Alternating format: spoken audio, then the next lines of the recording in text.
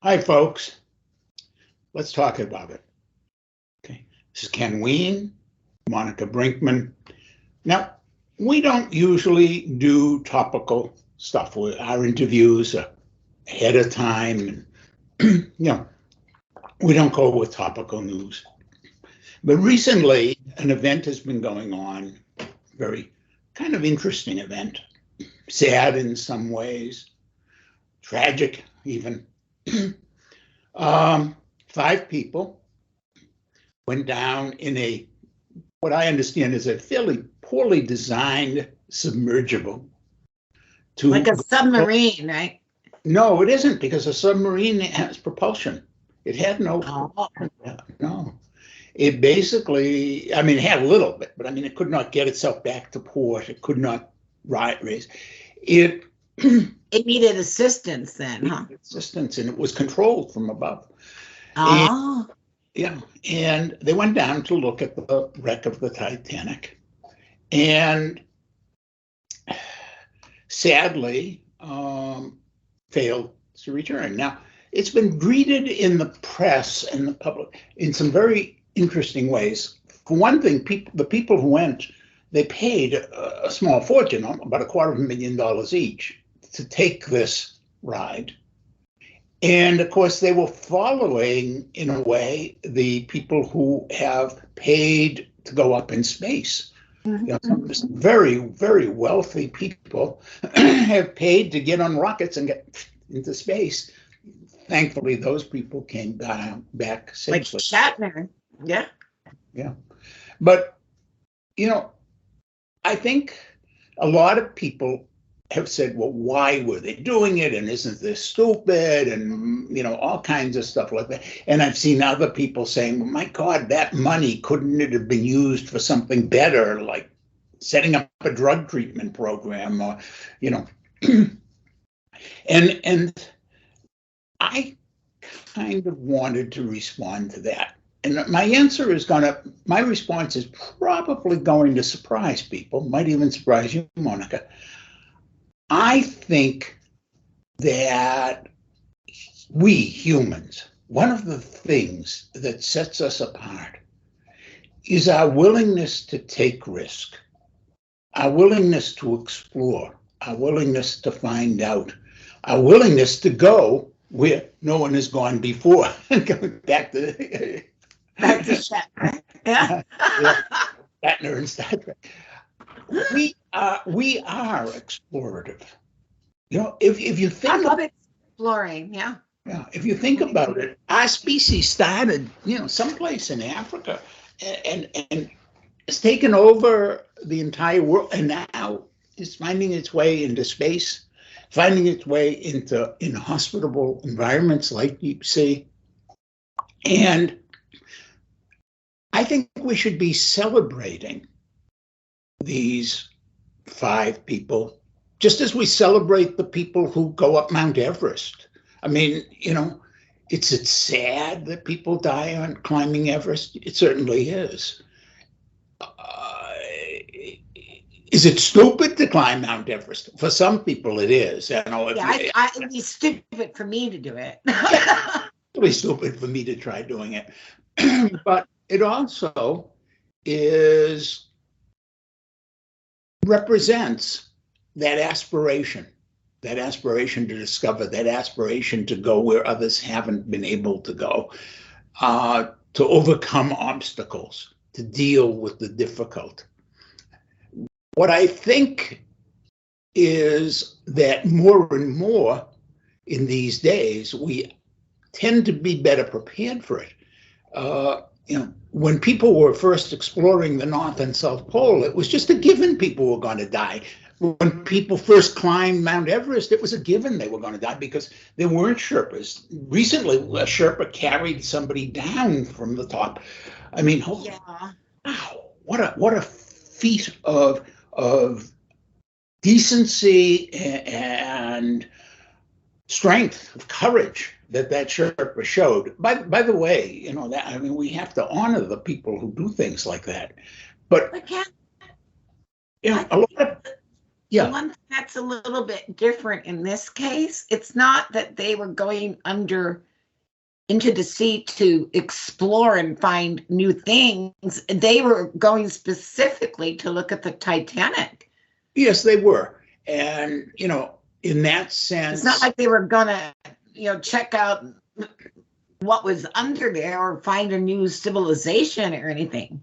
No, this was not quite as courageous. Well, it's courageous, but it was not quite as meaningful, perhaps. But I still think it had meaning. I think that people, when we undertake challenge, that it's meaningful.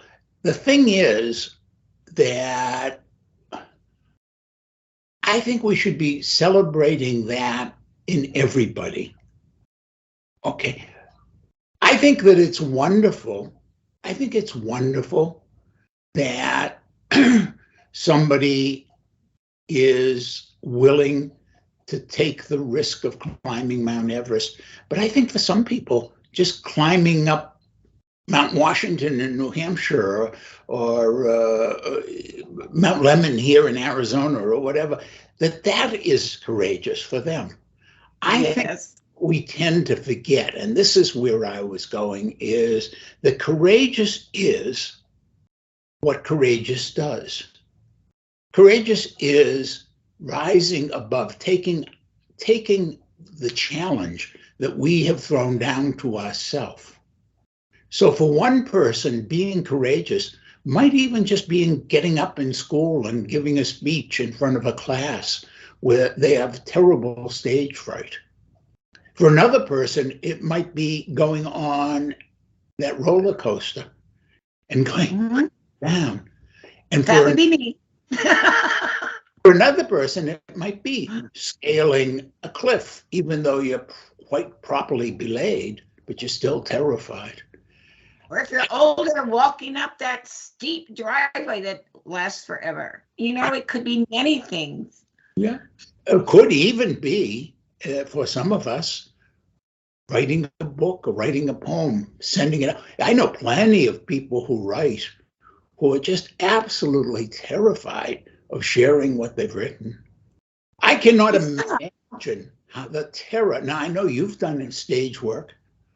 I have never been in a play, but I have written plays and I have been on stage at open mics and things. I know some people, it takes incredible, incredible courage. To me, it's easier because you're not yourself. Well, okay. You're presenting somebody else. Okay, now I'm going to say psychiatry. So there we go, folks. I guess this is a celebration. I want to say that, yes, those 5 people, their lives were lost. Yes, sad. And it really is sad. It really is not. It's not like they didn't go into space to discover something new. But when William Shatner went up into space, he didn't discover anything new either. Hey, we have had our own people explode in space. Yeah. That we've funded to go up there. So it's not unusual that things happen. Right.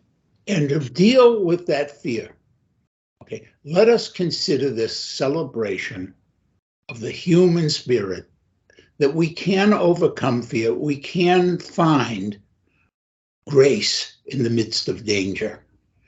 And only thing that I hope is that when, and I hope we will, if we find the recording of those 5 people at the end, that if they had the time, because we really don't know yet how long they live, that if they had the time and they were interacting, that they showed the grace of courage.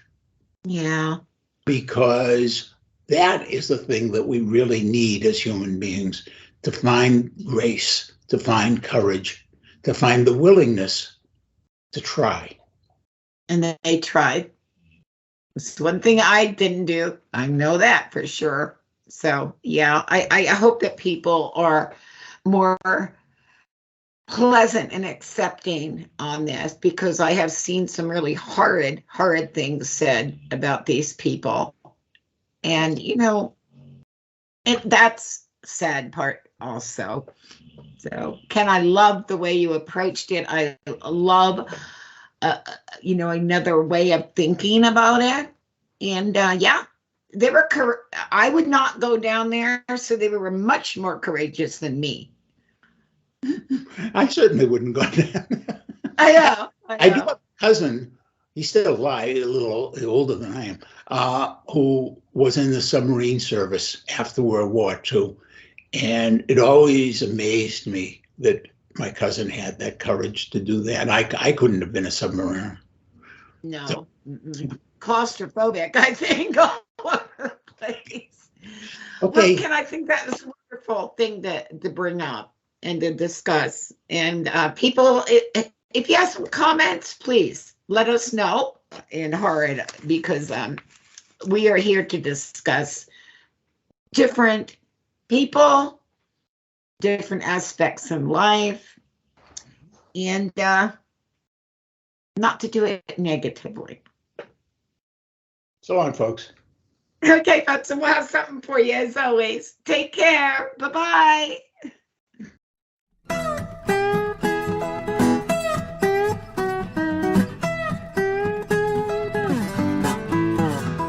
Ephraim, my neighbor, wasn't much of a musician, but he could pick at a guitar and his voice didn't stray too far off track. That made him good enough for a part-time gig at the Dewdrop Inn. That's where he and I hung out. There must be one of those pun name bars in every town. Some have the extra E to make them sound classy, and some don't. Other than that, they're all pretty much the same. Dumps. This one, it belonged to Sal Marjoni. Had an Irish theme courtesy of some 4-leaf clover decals and a sign for Killian's Red, which Sal didn't actually serve. He did make a bad Irish coffee using a tar-like liquid from a seldom cleaned and long overboiled pot topped with Ready Whip. Order a copy of Tales from the Dewdrop Inn, and as Sal would say, enjoys yourself.